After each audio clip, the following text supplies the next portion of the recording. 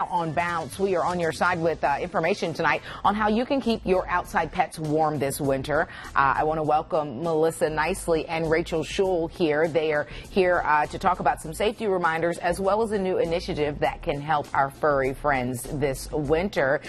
Melissa has also brought one of our friends from the Charlotte-Mecklenburg Police Department of Animal Care and Control. I didn't get her name. This is Shelby. And Shelby. Yes, she's 7 to 8 years old. Okay, all right. Yes. And she's rocking her Panthers coat, which we're going to talk about shortly. But first, I want to talk about proper shelter for outside pets, Melissa. What do you recommend to keep them warm?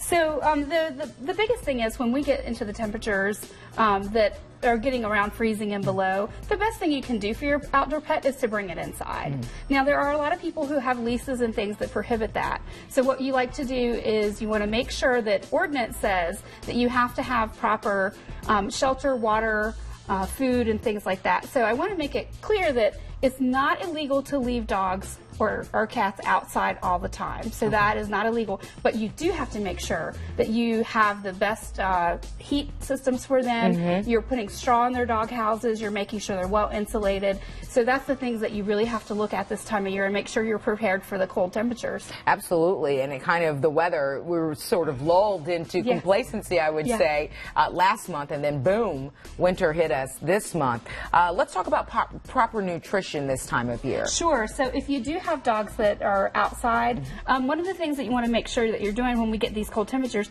if you feed them a little bit more, and you want to consult with your veterinarian, of course, but more calories are going to help them, you know, endure the weather a little bit more. And you also want to make sure you keep them hydrated. And if we do get to a point where we have ice that freezes over, make sure that you're watching their water bowls so that it doesn't freeze over, because then that limits their access to water. Absolutely. And what about outerwear? We all know it's adorable, but is it a necessity? It really can be, even for animals who are not outside all the time. It really depends on the breed of dog that you have.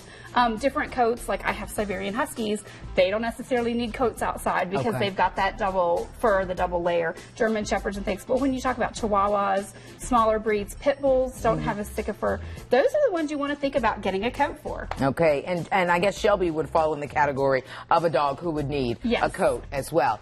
And speaking of the coats, this week we did a story. We showed video of dogs wearing fleeces at the local shelter. And Rachel, this is where you come in because you're responsible for these coats. Let's talk about this new initiative. Well, we're making coats. We've made over almost 100. Our goal is 300 so that the dogs stay nice and warm and hopefully find forever homes because the dogs' coats are cute. But we're making lots and lots of coats. And this is specifically for the dogs that you guys have in the shelter, right? Exactly. Okay.